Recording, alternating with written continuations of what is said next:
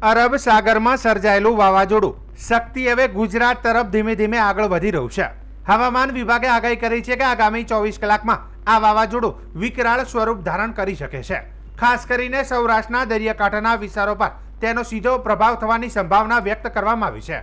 હાલ દરિયા વિસ્તાર પવનની ગતિ 65 થી 75 કિલોમીટર પ્રતિ કલાકની છે, જે વધીને 110 કિલોમીટર પ્રતિ કલાક સુધી પહોંચી શકે છે.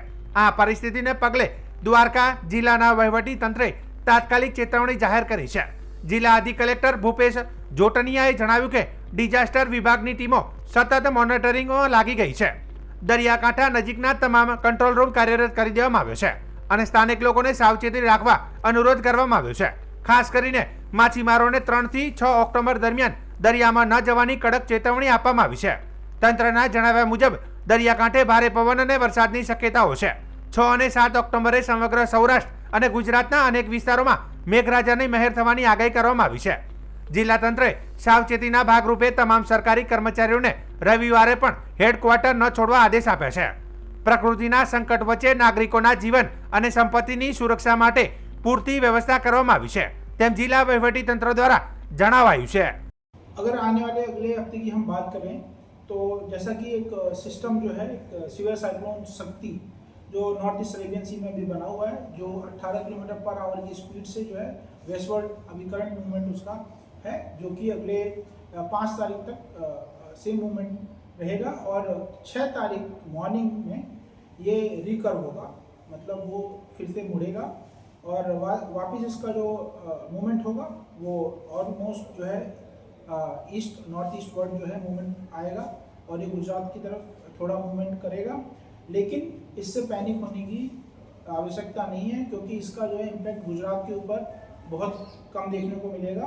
अगर हम बारिश की बात करें इस सिस्टम को देखते हुए, उसमें 8 तारीख को जो है गुजरात के कुछ हिस्सों में जो है एक आध जगह जो है हैवी रेनफॉल देखने को मिल सकता है रिकवर के बाद, जिसमें मुख्य तौर पे सौराष्ट्र के द्वारका, जामनगर, पोरबंदर जो डिस्ट्रिक्ट हैं इसमें एक आध जगह जो है बारिश हो सकती है. साथ ही साथ साउथ गुजरात के कुछ डिस्ट्रिक्ट जिसमें नवसारी, वलसाड़, सूरत, दमन, दादरा नगर हवेली एक आध जगह यहाँ भी जो है हैवी रेनफॉल हो सकता है.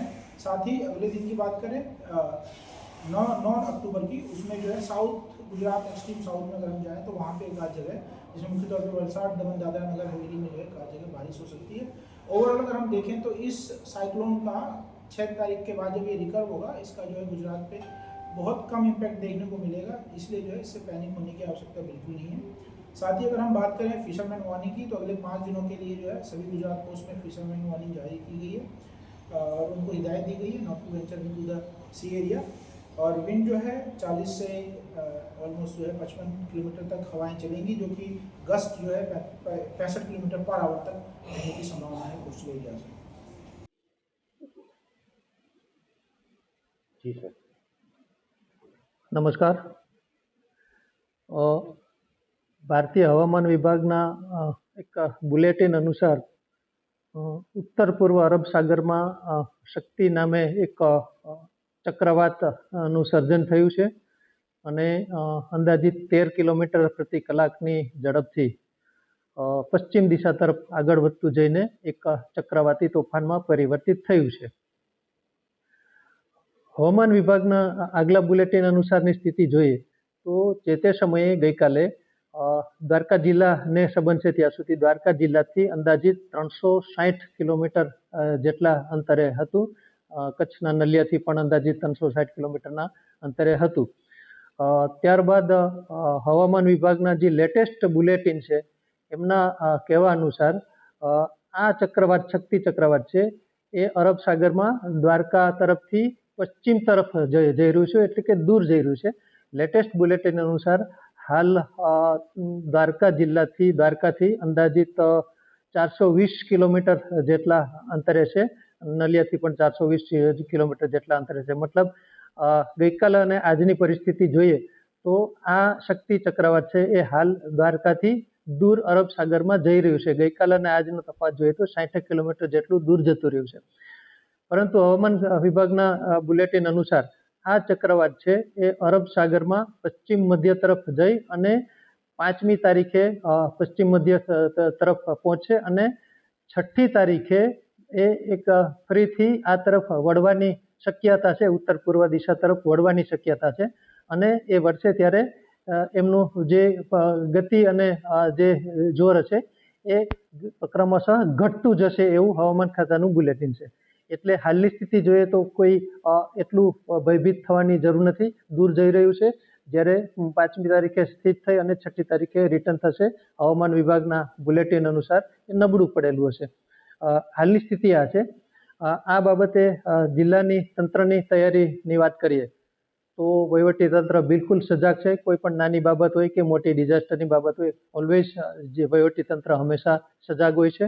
આપણા જિલ્લાના અને તાલુકાના તમામ કંટ્રોલ રૂમને સજાગ કરી દેવામાં આવે છે. 24/7 કાર્યરત છે.